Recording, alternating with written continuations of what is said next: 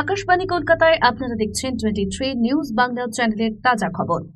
আজকের প্রধান শিরোনাম, কেন্দ্রীয় সামান্য সাহায্যটুকুও করছে না, পুজোর মুখেই ভাসছে বাংলা, উত্তরে ছুটলেন মমতা। আরজিকর কাণ্ডে বিরাট মোড়, ধর্ষণ খুনের প্রমাণ লোপাটে যুক্ত জুনিয়র ডাক্তাররাও, বিস্ফোরক তথ্য প্রকাশ্যে।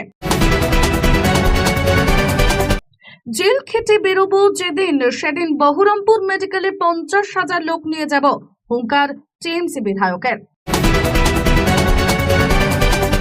আইএএস অফিসারের স্ত্রীকে ধর্ষণ করলো, পশ্চিমবঙ্গকে ধর্ষণ মুক্ত করতে মমতা বন্দ্যোপাধ্যায়কে তার পদ থেকে সরিয়ে দিন, এবার বাইরের নয় বললেন বাংলারই নেতা। শক্তিপীঠে কেঁদে ভাসালেন কেষ্ট, মেয়ে ছাড়াও মমতা অভিষেকের জন্য তৃণমূল নেতার প্রার্থনা কঙ্কালীতলায়। প্রতিদিন সেরা খবর পেতে আমাদের এই 23 নিউজ বাংলা চ্যানেলটিকে সাবস্ক্রাইব করে বেল আইকনটি প্রেস করুন আর সঠিক এবং সত্যের সাথে থাকুন। আমাদের 23 নিউজ বাংলা চ্যানেলটিকে সাপোর্ট করতে সবাই লাইক, কমেন্ট এবং শেয়ার করতে ভুলবেন না। বিস্তারিত। দুদিনের উত্তরবঙ্গ সফরে মুখ্যমন্ত্রী মমতা বন্দ্যোপাধ্যায় উত্তরবঙ্গের 5 জেলা নিয়ে বৈঠক করবেন মুখ্যমন্ত্রী। রবিবার বিকেল 5টা থেকে শিলিগুড়ির উত্তরকন্যায় পর্যালোচনা বৈঠক করবেন তিনি। প্লাবিত কয়েকটি এলাকা পরিদর্শনে যাওয়ার কথাও রয়েছে তার। শিলিগুড়ি পৌঁছে উত্তরবঙ্গের পরিস্থিতি নিয়ে জেলা প্রশাসনের আধিকারিকদের সঙ্গে বৈঠক করবেন তিনি।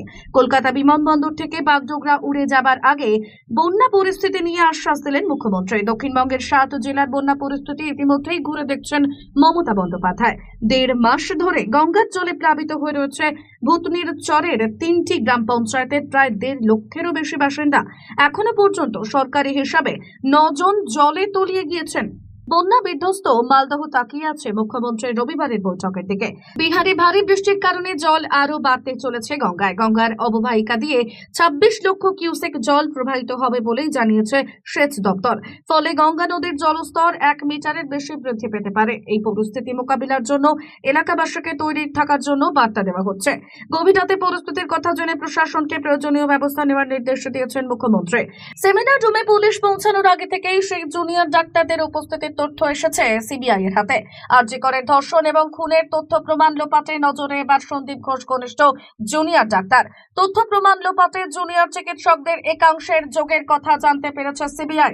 নির্দিষ্ট তথ্য প্রমাণে ইঙ্গিত সিবিআই এর। সেমিনার রুমে পুলিশ পৌঁছানোর আগে থেকেই সেই জুনিয়র ডাক্তারদের উপস্থিতির তথ্য উঠে আসছে সিবিআই এর হাতে। সন্দীপের ঘনিষ্ঠ মহলের এই জুনিয়র চিকিৎসকদের গতিবিধি সন্দেহজনক, এমনই দাবি সিবিআই এর। সন্দীপ ঘোষের সঙ্গে মোবাইলে তাদের কয়েকজনের একাধিকবার কথা হয়েছে বলেই তথ্য পেয়েছে কেন্দ্রীয় তদন্তকারী সংস্থা। সকাল থেকেই তাদের গতিবিধি, সেমিনার রুম এবং সংলগ্ন অংশে নির্দিষ্ট তথ্য প্রমাণ মিলেছে বলেই দাবি সিবিআই এর। সন্দীপের নির্দেশেই কি তারা পৌঁছে গিয়েছিলেন ঘটনাস্থলে? ইতিমধ্যে 10 থেকে 12 জন জুনিয়র চিকিৎসকের বয়ান রেকর্ড করেছে সিবিআই। ইনকোয়েস্ট বা সুরতহালের সময়ও তাদের উপস্থিতির প্রমাণ মিলেছে বলে দাবি তদন্তকারীদের। এদিকে সিবিআই সূত্রে সামনে এসেছে এক চাঞ্চল্যকর তথ্য। ঘটনার দিন অর্থাৎ 9ই আগস্ট আরজিকর হাসপাতালে সেমিনার রুমে উদ্ধার করা হয় তরুণী চিকিৎসকের মৃতদেহ। কিন্তু সেমিনার রুমে কি আদৌ খুন করা হয়েছিল নির্যাতিতাকে, নাকি অন্যত্র খুন করে দেহ সেমিনার রুমে এনে রাখা হয়? এই প্রশ্ন উঠেছে নানা মহলে। এই পরিস্থিতিতে সিবিআই সূত্রে এক চাঞ্চল্যকর দাবিও করা রয়েছে। সূত্রের খবর অনুযায়ী ডিজিটাল তথ্য প্রমাণে ভর করে এবার মূল ঘটনাস্থলের খোঁজ শুরু করেছে সিবিআই। সেমিনার রুমে নাকি অন্যত্র, কোথায় খুন হয়েছিলেন পড়ুয়া চিকিৎসক? তদন্তের শুরু থেকেই বারবার উঠে আসছে প্রশ্ন। আর সেই তদন্ত সূত্রে এবার হাসপাতালের ক্যাজুয়ালিটি ব্লকে নির্দিষ্ট একটি জায়গায় নজর পড়েছে সিবিআই এর।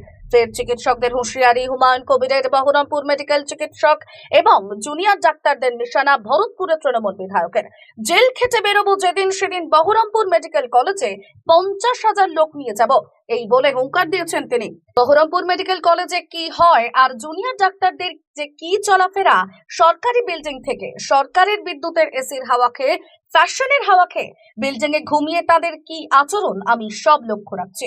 আমি যেদিন সামনাসামনি হব প্রথমেই বলবো যে আপনার কি করেছিলাম আমি, যে আপনি আমার নামে এফআইআর করলেন। বহরমপুর থানা আবার আমার বিরুদ্ধে জামিন অযোগ্য ধারায়, আমি জামিন নিইনি, জামিন নেব না।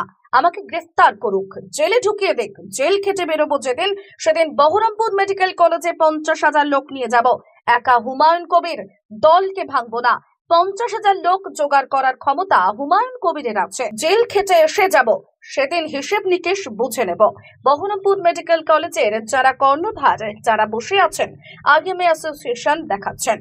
এর আগে গত 11 সেপ্টেম্বর কি বলেছিলেন হুমায়ুন কবির, যার প্রেক্ষিতে তার বিরুদ্ধে এফআইআর হয়েছিল? মুর্শিদাবাদের ভরতপুরের তৃণমূল বিধায়কের এই মন্তব্যের বিরুদ্ধে এফআইআর দায়েরের আবেদন জানিয়ে পুলিশ সুপারকে চিঠি দেয় ইন্ডিয়ান মেডিকেল অ্যাসোসিয়েশন আইএম এর বহরমপুর শাখা। চিঠিতে সই করেন চিকিৎসকরা। তাদের অভিযোগ, চিকিৎসকদের মারধরের হুমকি দিয়েছেন ভরতপুরের তৃণমূল বিধায়ক। আইন নিজের হাতে নিয়ে উস্কানি দিয়েছেন মানুষকে।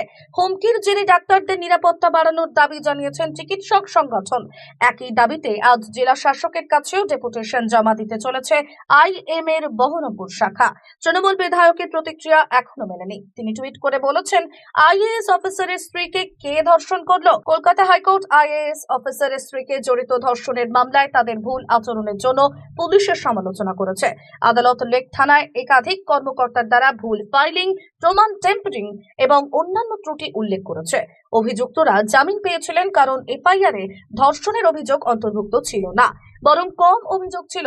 পুলিশ সিসিটিভি ফুটেজ পর্যালোচনা করেননি। প্রাথমিক অভিযোগ নেওয়া হলেও পরে তা পরিবর্তন করা হয়। পুলিশ প্রাথমিক মেডিকেল পরীক্ষা করেননি।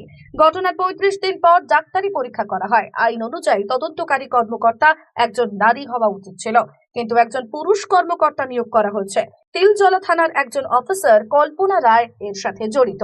পশ্চিমবঙ্গকে ধর্ষণ মুক্ত করতে মমতা বন্দ্যোপাধ্যায়কে তার পদ থেকে সরিয়ে দেন। আরজিকর ঘটনার পরেও নড়েনি প্রশাসন। কঙ্কালীতলায় পুজো দিতে গিয়ে কেঁদে ভাসালেন বীরভূমের তৃণমূল নেতা অনুব্রত মণ্ডল। রবিবার মেয়ে সুকন্যা মণ্ডলকে নিয়ে শক্তিপীঠে যান তিনি। হাত জোড় করে প্রার্থনা করার সময় হাপুস নয়নে কাঁদতে দেখা যায় দুর্দণ্ড প্রতাপ নেতাকে। পুজো দিয়ে মেয়ের হাত ধরে মন্দির থেকে বেরিয়ে কেষ্ট জানান, কঙ্কালীতলায় বেশ কিছু কাজ বাকি আছে। দুর্গাপুজোর পরে সেই সব কাজ শুরু করা হবে। তিনি এও জানিয়েছেন, কঙ্কালীতলায় মায়ের কাছে মেয়ে সুকন্যা, মুখ্যমন্ত্রী মমতা বন্দ্যোপাধ্যায় এবং তৃণমূলের সর্বভারতীয় সাধারণ সম্পাদক অভিষেক বন্দ্যোপাধ্যায়ের জন্য প্রার্থনা করেছেন তিনি। 6 দিন হলো গরু পাচার মামলায় জামিন পেয়ে দিল্লির তিহার জেল থেকে বোলপুরের নিচু পুত্রের বাড়িতে ফিরেছেন অনুব্রত। প্রায় 18 মাস জেলে ছিলেন তৃণমূল নেতা। একই মামলায় কারাবাস হয়েছিল কন্যারও। বাবা মেয়ে বাড়ি ফেরার পর সর্বদাই তাদের পাশাপাশি দেখা যাচ্ছে। তৃণমূল নেতা বাড়ির বাইরে পা রাখলেই তার সঙ্গে সঙ্গে দেখা যাচ্ছে সুকন্যাকে। অনুব্রত জানান, তিনি শারীরিকভাবে ভালো নেই, বিশেষ করে পায়ের একটি সমস্যায় ভুগছেন। কয়েকদিনের মধ্যে কলকাতায় যাবেন চিকিৎসা করাতে। শনিবার দুপুরে কঙ্কালীতলা শক্তিপীঠেও পিতা কন্যা একসঙ্গে পুজো দিতে যান। সঙ্গে ছিলেন বেশ কয়েকজন কেষ্ট অনুগামী। পুজো দিতে গিয়ে অনুব্রত বলেন, মুখ্যমন্ত্রী মমতা বন্দ্যোপাধ্যায় সমস্ত সতীপীঠকে সাজিয়েছেন। তিনি কঙ্কালীতলাকে ঢেলে সাজিয়েছেন। এমন কোনো পীঠস্থান নেই যেখানে মমতা বন্দ্যোপাধ্যায় আর্থিক সাহায্য করেননি। তিনি বক্রেশ্বরেও টাকা দিয়েছেন, তিনি পাথর চাপড়িতে টাকা দিয়েছেন। কঙ্কালীতলায় কিছু কাজ বাকি আছে, সেটা করে দেব। অনুব্রত আরো বলেন, মায়ের কাছে আসার জন্য ছটফট করছিলাম। আমার বাড়ির কাছে মন্দির আসবো না? আমি বীরভূম জেলার সমস্ত মন্দিরেই যাব। আমার মেয়ে, স্ত্রী, মুখ্যমন্ত্রী মমতা বন্দ্যোপাধ্যায় এবং অভিষেক বন্দ্যোপাধ্যায়ের জন্য পুজো দিলাম। বোলপুর থেকে প্রায় 9 কিলোমিটার দূরে কোপাই নদীর তীরে অবস্থিত কঙ্কালীতলা। প্রাচীনকালে এই জায়গাটি কাঞ্চি নামে প্রসিদ্ধ ছিল। পীঠ নির্ণয়তন্ত্র অনুসারে এখানে সতীর অস্থি পড়েছিল, সে কারণেই নাম হয় কঙ্কালীতলা। ভারতচন্দ্রের অন্নদা মঙ্গল কাব্যগ্রন্থে লেখা রয়েছে, কঙ্কালীতলায় সতীর কটি দেশ বা কোমরের অংশ পড়েছিল। সাধকদের পাশাপাশি সারা বছর সাধারণ পর্যটকদের ভিড় লেগেই থাকে এখানে।